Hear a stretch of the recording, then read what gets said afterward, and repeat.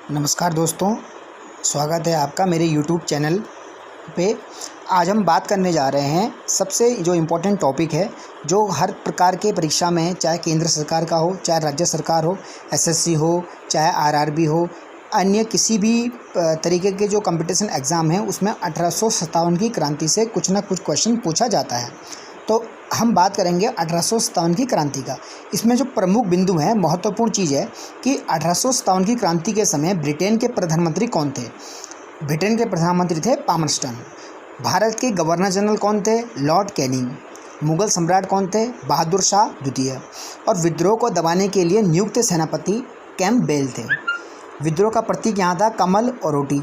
और विद्रोह की शुरुआत हुई थी 10 मई 1857 को मेरठ से। यहाँ पर जो इम्पोर्टेंट क्वेश्चन पूछा जाता है वो होता है विद्रोह की शुरुआत कहाँ से हुई थी। तो 1857 की क्रांति की शुरुआत 10 मई 1857 को मेरठ से हुई थी।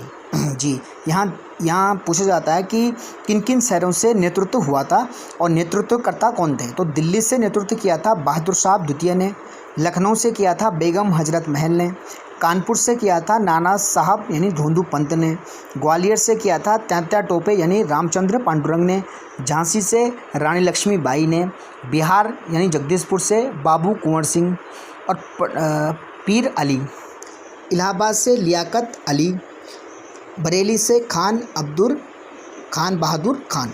जी, और अब इसके बाद जो इम्पोर्टेंट क्वेश्चन आता है कि 1857 की क्रांति के तात्कालिक कारण क्या था। जी, तात्कालिक कारण ये था कि चर्बी लगे कारतूसों के प्रयोग को 1857 के विद्रोह का तात्कालिक कारण माना गया। कैनिंग सरकार ने 1857 में सैनिकों के प्रयोग के लिए पुरानी लोहे वाली बंदूक ब्राउन बेस के स्थान पर इनफील्ड राइफल का प्रयोग शुरू करवाया। जी हाँ, तो 1857 क्रांति का जो तात्कालिक कारण था, इसमें जो ब्रिटिश सरकार थी उन्होंने सैनिकों के लिए जो पुरानी जो बंदूक थी ब्राउन बेस, उसके स्थान पर इनफील्ड राइफ़ल का प्रयोग करवाया। इनफील्ड राइफ़ल का प्रयोग उसमें चर्बी लगे जो था गाय की और सूअर की चर्बी उसमें प्रयुक्त थी, इसलिए हिंदू और मुसलमान इसमें भटक गए और 1857 के विद्रोह की यहाँ से शुरुआत हुई थी। जो चर्बी लगे जो कारतूस था, उनके प्रयोगों के विरुद्ध जो पहली घटना देखते हैं वो 29 मार्च 1857 को बैरकपुर की छावनी में घटी, जहां मंगल पांडे नामक सिपाही ने चर्बी लगे कारतूस के प्रयोग से इनकार करते हुए अपने अधिकारी लेफ्टिनेंट बाग और लेफ्टिनेंट जनरल ह्यूसन की हत्या कर दी। जी हाँ, 29 मार्च 1857 को जो बैरकपुर छावनी में मंगल पांडे नामक सिपाही था, उन्होंने कारतूस के प्रयोग से साफ मना कर दिया।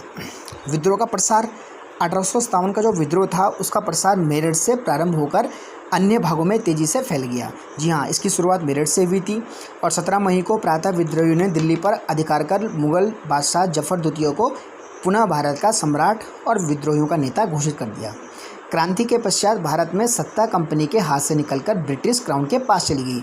जी, महत्वपूर्ण प्रश्न आएगा कि क्रांति के बाद भारत में सत्ता कंपनी के हाथ से निकलकर ब्रिटिश क्राउन के पास चली गई। इसके लिए भारत शासन जो अधिनियम था 1858 पारित किया गया और इस अधिनियम के अनुसार अब भारत का शासन ब्रिटिश साम्राज्य की ओर से भारत के राज्य सचिव को चलाना था, जिसकी सहायता के लिए 15 सदस्यों की भारत परिषद या इंडिया काउंसिल का गठन किया गया, जिसका प्रमुख भारत का सचिव होता था।